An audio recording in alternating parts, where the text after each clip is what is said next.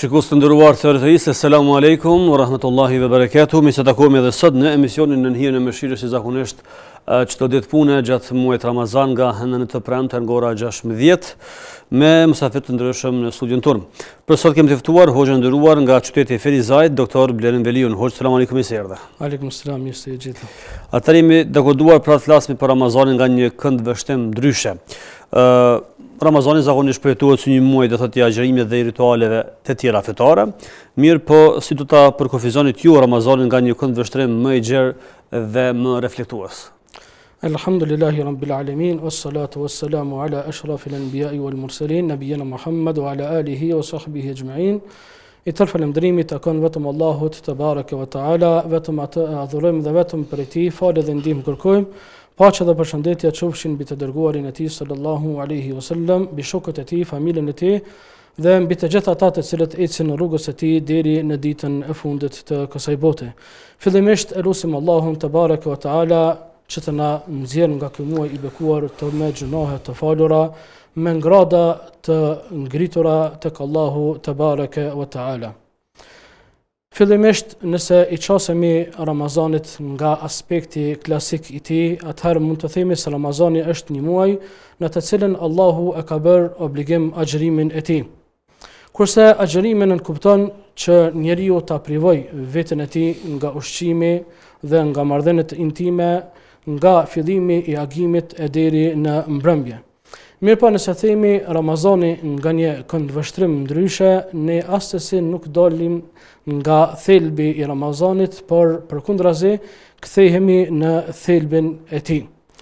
Ramazani nga një këndvështrim ndryshe do të thotë që mos të përkufizohet Ramazani vetëm në rutina të caktuara, mos të përkufizohet vetëm në adhurime ditore të cilat i bëjmë në muajin e bekuar të Ramazanit, mos të përkufizohet Ramazani vetëm si një sezon i cili vjen një herë në vit dhe pastaj kalon dhe me kaq të përfundoj misioni i besimtarit.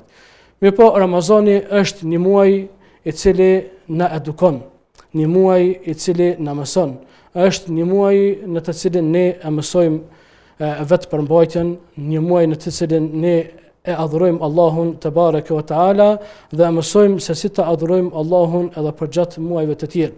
Pra, ne nga Ramazani duhet t'i marrim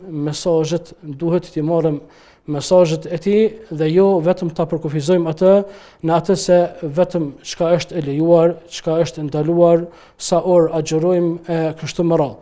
Mirë, po Ramazanin ta marrim si një muaj i cili na mëson se si të përmbahemi, një muaj i cili na mëson se si ta dirigjojmë veten tonë, si ta kontrollojmë veten tonë, një muaj në të cilin ne me të vërtetë e përdorim atë dhe e klasifikojmë atë si një shkollë e cila na mëson se si ta adhurojmë Allahun te bareke ve taala edhe për gjatë muajve të tjerë.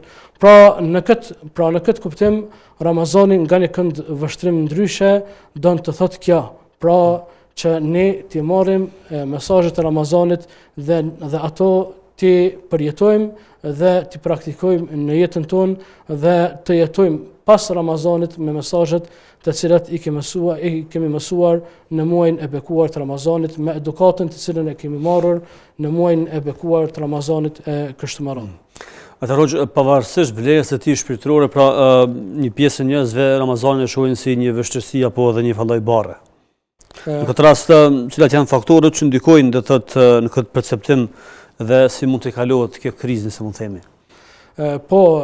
Ka disa nga njerëzit të cilët Ramazanin e konsiderojnë si diçka të vështirë dhe e konsiderojnë Ramazanin si diçka e cila u arandon jetën atyre. Nëse kthehemi në historinë islame, në ngjarjet të cilat kanë ndodhur në Ramazan, shohim se Ramazani përkundrazi është muaj i aktivitetit. Ngjarjet më të mëdha në historinë islame kanë ndodhur në Ramazan. Lufta e Bedrit ka ndodhur në Ramazan. Çlirimi i Mekës ka ndodhur në Ramazan. Madje fillimi i zbritjes së shpalljes ka ndodhur pikërisht në muajin Ramazan. Pra, ngjarjet më të mëdha në historinë islame kanë ndodhur pikërisht në Ramazan. çfarë do të thotë se Ramazani është muaj i aktivitetit, nuk është muaj i stopimit, nuk është muaj i cili neve na privon nga aktiviteti ditor e kështu me radhë. Në muajin e bekuar të Ramazanit, pejgamberi sallallahu alaihi wasallam ishte më aktiv se sa në muajt të tjerë. Ai në Ramazan ishte më bujar. Në hadithin të cilin e transmeton Abdullah ibn Abbasi, ku thotë se pejgamberi sallallahu alaihi wasallam ishte më bujari ndër njerëzit. Mirëpo bujaria e tij shtohej edhe më shumë në Ramazan. Pra pejgamberi sallallahu alaihi wasallam e shtonte aktivitetin e tij në muajin e bekuar të Ramazanit. Pra kur themi që Ramazani është muaj i punës, Ramazani është muaj i aktivitetit, e kemi përbazë të gjitha ngjarjet historike të cilat kanë ndodhur në Ramazan, po ashtu e kemi përbazë jetën e pejgamberit sallallahu alaihi wasallam dhe veprimet e tij në muajin e bekuar të Ramazanit, pra aktiviteti më i madh i tij ka ndodhur në Ramazan. Nëse i shohim adhurimet të cilat pejgamberi sallallahu alaihi wasallam të cilat i ka bërë në Ramazan, pra nuk i ka bërë në muajt e tjerë.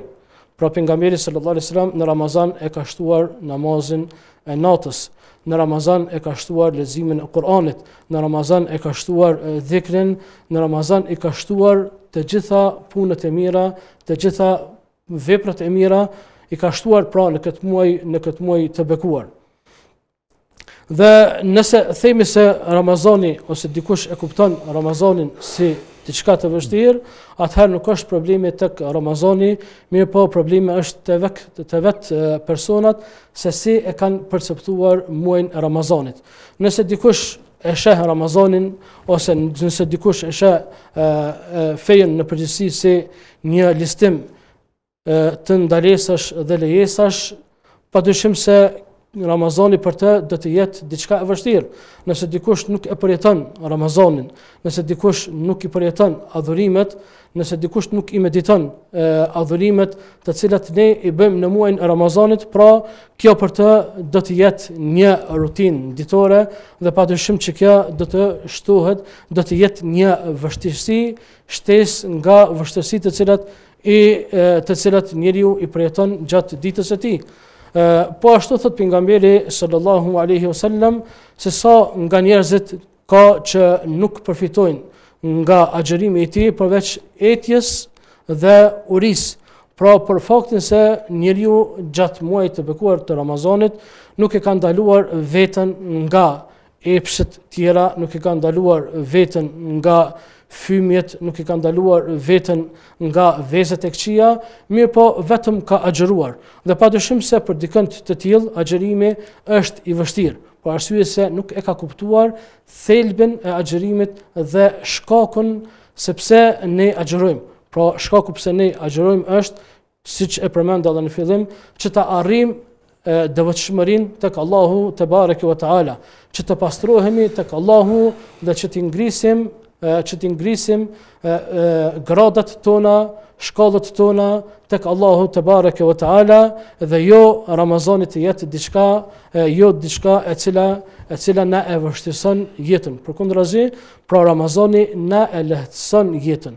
Ramazani na e freskon jetën. Ramazani na jep vullnet që ne të veprojmë, na jep vullnet që ne të vazhdojmë me adhurimet tona, që ne të vazhdojmë me punët tona të mira, që ne të marrim mesazhet të cilat të dalin nga Ramazani, të fusim në jetën tonë dhe të vazhdojmë që të adhurojmë Allahun te bareke ve taala me kënaqësi dhe jo me vështirësi. Të adhurojmë Allahun te bareke ve taala me dëshirën tonë, jo nga që na është imponuar një adhurim i caktuar siç mund të jetë edhe Ramazani, për shkak që dikush ndoshta e ka marrë Ramazanin vetëm si tradit. Pra të gjithë po agjërojnë, po agjëroj edhe unë.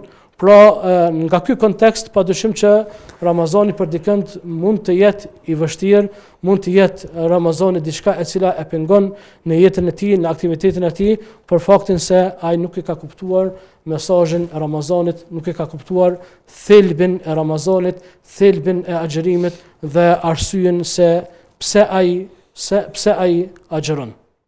Në çfarë mose ndikon Ramazani tek sjelljet individuale të një besimtari në këtë rast, dhe sa reflektohet ai në marrëdhëniet shoqërore dhe morale gjatë këtij muaji? Ramazani ndikon tek individi dhe ndikon në të njëjtën kohë edhe tek shoqëria.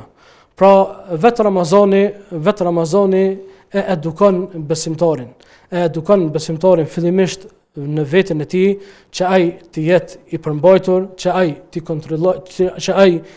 kontrolloj dëshirat e tij, që ai ti kontrolloj emocionet e tij, që ai ti kontrolloj veprimet e tij. Pra fillimisht Ramazani ndikon te vet personaliteti i besimtarit. Ndikon te vet besimtari, pra e edukon besimtarin që ai të jetë i sjellshëm, që ai të jetë i mirë për veten e tij, dhe padyshim që njeriu kur të jetë i mirë për veten e tij dhe ta edukoj veten e tij nën frymën e këtij muaji të bekuar, nën frymën e agjërimit, padyshim se i tillë do të jetë i mirë edhe për të tjerët. Do të jetë i mirë për familjen e tij, do të jetë i mirë për rrethin e tij, do të jetë i mirë për shoqërinë në përgjithësi. Pra Ramazani, roli i Ramazanit reflektohet tek individi, mirë po reflektohet në të njëjtën kohë edhe tek vetë shoqëria. Kur pejgamberi sallallahu alaihi wasallam na thotë se nëse ndokush prej jush provokohet, nëse ndokush prej jush fyhet, atëherë të thotë që un jam njeri i cili agjeroj. Pra un jam njeri i cili agjeroj. Pra un nuk jam vetëm një njeri i cili e kam privuar veten time nga ushqimi, mirë po un edhe agjeroj edhe me gjymtyrët e mia. Un agjeroj edhe me tër trupin tim dhe qenien time, sepse në momentin që unë i them dikujt i cili më ka fyer që unë jam agjerueshëm, pra sjellja ime e keqe nuk reflektohet tek ai, pra stopohet sjellja e keqe dhe kështu arrihet përmirësimi në shoqëri. Në momentin që ne nuk e kthejmë të keqen me të keqe, mirë po zbrasemi për një arsye të caktuar, e në këtë rast është agjerimi. Nuk ka dyshim që agjerimi në këtë rast reflektohet edhe tek shoqëria në përgjithësi. Por faktin se në momentin që njeriu e ndalon veten e tij nga një veprim i caktuar, që mund të jetë veprim i keq në këtë rast, atëherë ndalohet një e keqe e cila ka mund të ndodhë në një rreth të caktuar. Pra Ramazani ky është roli i Ramazanit, që ta edukoj individin, por që të njëjtën kohë ta edukoj edhe shoqërinë. Pra kjo është një nxitje nga pejgamberi sallallahu alaihi wasallam, dhe kjo është një bekim i agjerimit, kjo është një bekim i muajit të Ramazanit, i cili sjell përmirësim në shoqëri, i cili sjell përmirësim më të gjerë nga ajo që ne mund ta kuptojmë, me mendjen tonë e kështu me radhë. Pra po i bie që Ramazani është një shkollë në vete. Po patjetër, pra Ramazani është një shkollë në vete, është një shkollë edukimi. Pra e edukon individin, mirë po të njëjtën kohë e edukon edhe shoqërinë. Pra këto janë mesazhet e Ramazanit të cilat ne duhet t'i marrim. Pra jo vetëm mos ta kuptojmë Ramazanin vetëm është e lejuar, është ndaluar, mos ta kuptojmë Ramazanin që ta përkufizojmë në veprime të caktuara, mirë po dimensionin e Ramazanit ta kuptojmë edhe më gjerë. Ta kuptojmë dimensionin e Ramazanit, pra si ndikon ai tek individi, siç e përmenda, dhe si ndikon ai tek shoqëria. Dhe këtë dimension, këtë shkollë e përjetojnë vetëm ata që agjerojnë. Po, padyshim, këtë shkollë e përjetojnë vetëm ata të cilët agjerojnë. Në këtë shkollë hyjnë vetëm ata të cilët agjerojnë. Pra pjesëtar të kësaj mirësie janë vetëm ata të cilët agjerojnë. Kurse ata të cilët nuk agjerojnë e kanë privuar veten e tyre nga kjo shkollë. Nga kjo shkollë e edukimit, nga kjo shkollë e formimit personal, nga kjo shkollë madhështore, të cilën Allahu te bareke ve teala e hap vetëm një herë në vit, dhe është një mundësi e cila vjen vetëm një herë në vit, është shkollë pra një vjetore ose një mujorshe e cila kalon një herë në vit dhe ata të cilët nuk hynë në këtë shkollë, nuk regjistrohen në këtë shkollë, padyshim se edhe nuk mund ta marrin diplomën të cilën e jep kjo shkollë madhështore. Pra edukimin të cilin na e jep kjo shkollë madhështore nuk mund ta marrin ata të cilët nuk agjërojnë. Pra ata të cilët nuk agjërojnë e kanë privuar veten e tyre nga kjo mirësi e madhe të cilën na ka adhuruar Allahu subhanahu. Atëherë hoxh, si mund të qëndrohet Ramazani në një proces të qëndrueshëm ndryshimi personal që të vazhdoj edhe pastaj pas përfundimit të tij?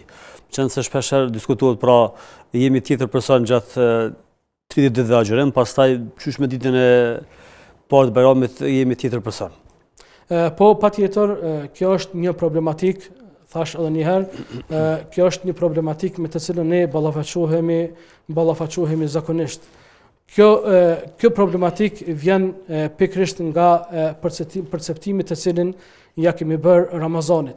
Pra në momentin kur ne e kemi konsideruar Ramazanin si një rutinë vjetore e cila vjen ose si një rutinë në të cilën ne adhurojmë, bëjmë adhurime, bëjmë vepra të mira në të, mirë po me kalimin e tij kalon gjithçka e cila ka qenë brenda Ramazanit. Pra esenca është që ne gjatë Ramazanit të edukohemi.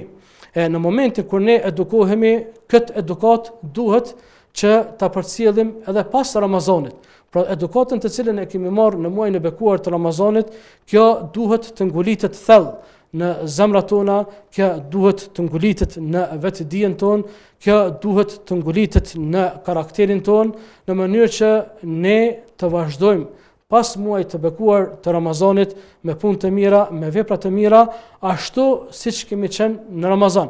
Pra në momentin kur ne themi se Ramazani është një shkollë, atëherë cili është kuptimi i kësaj shkolle nëse ne nuk i kemi marrë mësimet e tij. Nëse ne mësimet e kësaj shkolle nuk i kemi futur në praktikën tonë. Nëse ne mësimet e kësaj shkolle nuk i kemi bartur edhe pas Ramazanit. Pra ky është kuptimi i shkurt i Ramazanit.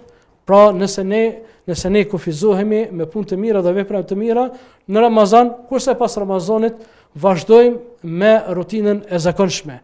Pra nuk kemi marrur asgjë nga Ramazani, por thjesht kemi hyrë në Ramazan dhe kemi dalur nga Ramazani. Pra ky nuk është qëllimi i Ramazanit. Pra qëllimi i Ramazanit është që ne të arrijmë devotshmërinë në Ramazan. Pra them se Ramazani është mjet, nuk është qëllim në vetvete, është mjet përmes të cilit ne e arrijmë devotshmërinë. Dhe kjo devotshmëri pra duhet të na përcjell edhe pas Ramazanit. Thot pejgamberi sallallahu alaihi wasallam, men qama Ramadana imanan wa ihtisaban ghufira lahu ma taqaddama min dhanbihi. Kush e agjeron muajin e bekuar të Ramazanit me besim në Allahun te bareke ve taala, me besim të plot në të, duke e shpresuar shpërblimin tek Allahu, do t'i falen gjunahet apo mëkatet të cilat i ka bërë më herët. Do t'i falen mëkatet e mëhershme. Mirë po falja falja nuk nënkupton vetëm shlyerjen e mëkateve. Falja nënkupton edhe një faqe të re. Një faqe të re në të cilën ti duhet të shkruash.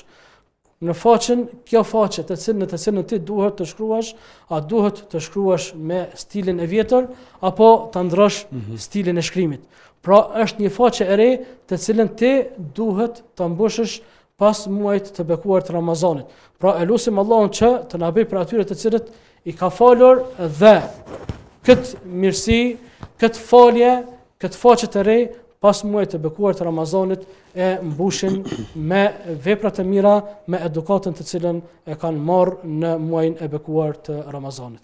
Hoxh, me qenë se jemi ka fundi këtij emisioni, një mesazh juaj për shikuesit tanë, në mënyrë që Ramazanin ta përjetojnë sa më shumë kuptim dhe njëkohësisht edhe vetdije. Muaji i bekuar i Ramazanit, siç e ka quajtur Allahu te bareke ve taala, ayyaman ma'dudat, ditë të numëruara. Pra muaji i bekuar i Ramazanit është një muaj i cili kalon shpejt. Është një muaj i cili kalon që i themi ne në gjuhën popullore sa qel e më shel syt, andaj ky muaj duhet të shfrytëzohet në mënyrën më të mirë të mundur. Ky muaj duhet të shfrytëzohet në mënyrën më të mirë të cilën ka mundësi që besimtari ta shfrytëzojë. Në këtë muaj duhet që të jetë i përkushtuar, këtë muaj duhet që të jetë i zellshëm, këtë muaj duhet që ta shtojë leximin e Kuranit, këtë muaj duhet që njeriu të meditoj mesazhet të cilat i sjell Ramazani. Në këtë muaj njeriu duhet që ta shtoj dhikrin, përmendjen e Allahut te bareke ve teala. Në këtë muaj njeriu duhet që ta shtoj zeqat, duhet që ta jap zeqatin e tij, duhet që të shtoj leximin e Kuranit, duhet që të shtoj veprat e mira të tij në mënyrë që besimtari në këtë muaj t'i bën vetes së tij bagazh me të cilin do të dalë para Allahut te bareke ve teala, për faktin se këto janë ditë të cilat kalojnë shpejt. Ramazani është një muaj të cilin ne duhet ta shfrytëzojmë në mënyrën më të mirë të mundur.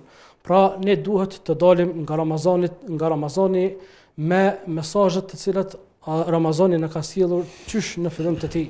Pra ne duhet të dalim nga Ramazani me devotshmëri të arritur. Duhet të dalim nga Ramazani me ndërgjegje të pastër. Duhet të dalim nga Ramazani më të mirë se sa që kemi qenë në Ramazan. Ne duhet të dalim nga Ramazani duke e pasur ndjeshmëri për ata të cilët janë të varfër, për ata të cilët kanë nevojë. Ne duhet të dalim nga Ramazani dhe të jemi të kompletuar me mësimet të cilat na e ka sjell Ramazani qysh në fillim të tij.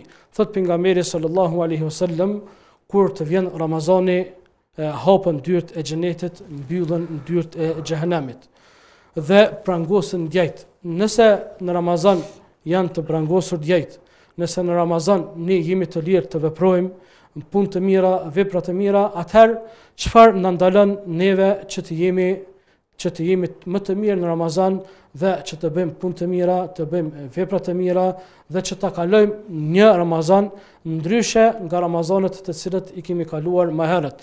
Të jetë një Ramazan i ndryshimit, të jetë një Ramazan i një fillimi të ri, të jetë një Ramazan i pendimit, i cili e nxjerr besimtarin të edukuar, i cili e nxjerr besimtarin më të mirë siç ka qenë më herët, i cili Ramazan e nxjerr besimtarin të edukuar, të përmbajtur dhe e nxjerr besimtarin shembull në shoqërinë e tij, në rrethin e tij, në familjen e tij dhe kudo që ndodhet ai. Të Hoxha, Allah shpëbleft që ishe pjesë e këtij emisioni, padyshim që është temë e gjerë kjo, por kaq ishmi kohë dhe hapësirë, të shpresu që do të takohemi edhe herave të tjera. Faleminderit shumë. Faleminderit edhe ju, Zoti ju shpëbleft. Amin. Të nderuar miq të TI-s, ju vazhdoni të qëndroni edhe me tutje me programet tona në vazhdim. Ne takohemi nesër, deri atëherë, mirëmbëjtje.